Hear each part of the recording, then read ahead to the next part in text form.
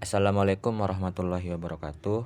Perkenalkan, nama saya Febrianto Triwahyudi, perwakilan dari kelompok 3. Di sini saya akan menjelaskan materi tentang macam-macam sumber belajar.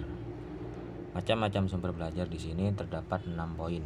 Yang pertama pesan, yang kedua people atau manusia atau orang, yang kedua bahan, yang ketiga device atau alat, yang keempat method atau metode, dan yang keenam setting. Kita masuk pada yang poin pertama, yakni pesan. Pesan atau materi baik formal maupun informal dapat dimanfaatkan sebagai bahan atau sumber belajar.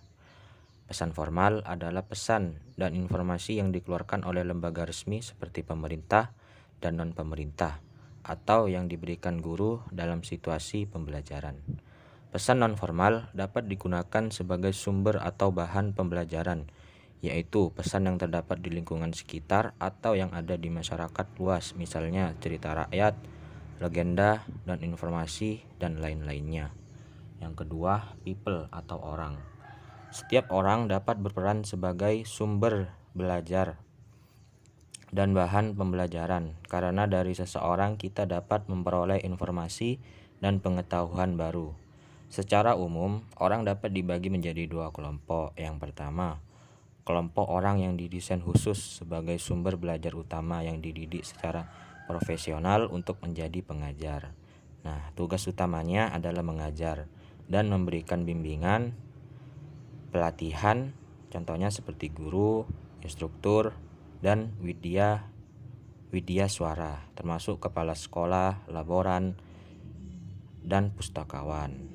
Yang kedua, yakni kelompok orang yang memiliki profesi selain tenaga yang berada di lingkungan pendidikan dan profesinya tidak terbatas, misalnya pedagang, politisi, tenaga kesehatan, petani, arsitek, dan lain-lain. Yang masuk pada poin kedua, yakni bahan atau program.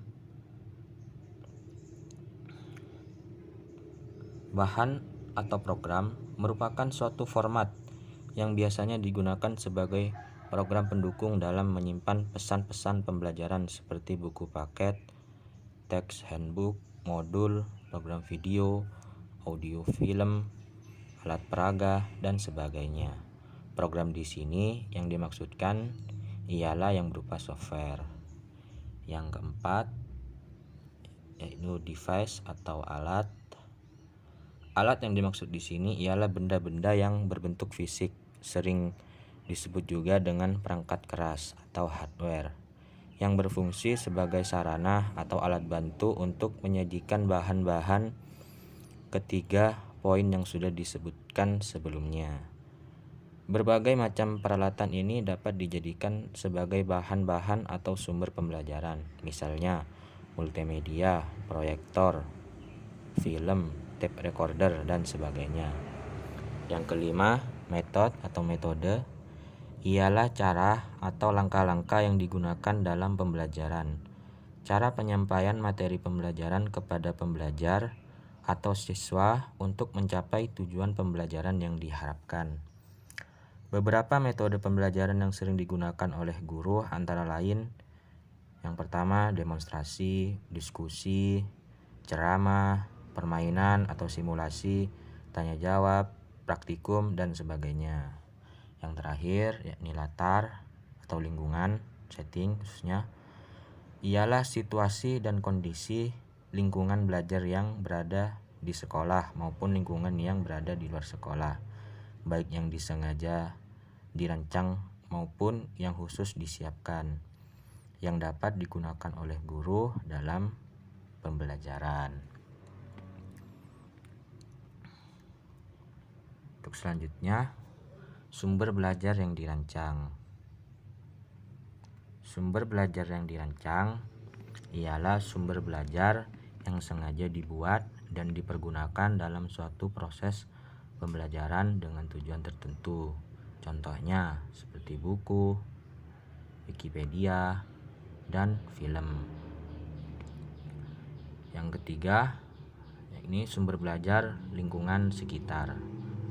Sumber belajar lingkungan sekitar ialah sumber belajar yang dapat dimanfaatkan atau digunakan di masyarakat dan tidak dirancang secara khusus. Contohnya seperti museum, perpustakaan, dan tempat wisata. Sekian dari penjelasan yang dapat saya sampaikan. Kesimpulannya dapat kita simpulkan bahwasanya sumber belajar atau learning resource merupakan sumber belajar yang dapat digunakan oleh peserta didik dalam belajar. Adapun sumber tersebut bisa berupa orang pendidik, data, lingkungan, metode, dan media. Sumber belajar ini membantu pendidik dalam meningkatkan produktivitas pendidikan, pembelajaran lebih efektif dan efisien, memberikan kesempatan kepada peserta didik untuk berkembang sesuai dengan kemampuan dan potensinya, untuk merencanakan program pembelajaran yang lebih sistematis. Terima kasih. Mohon maaf apabila terjadi tutur kata yang salah. Sekian dari saya. Wassalamualaikum warahmatullahi wabarakatuh.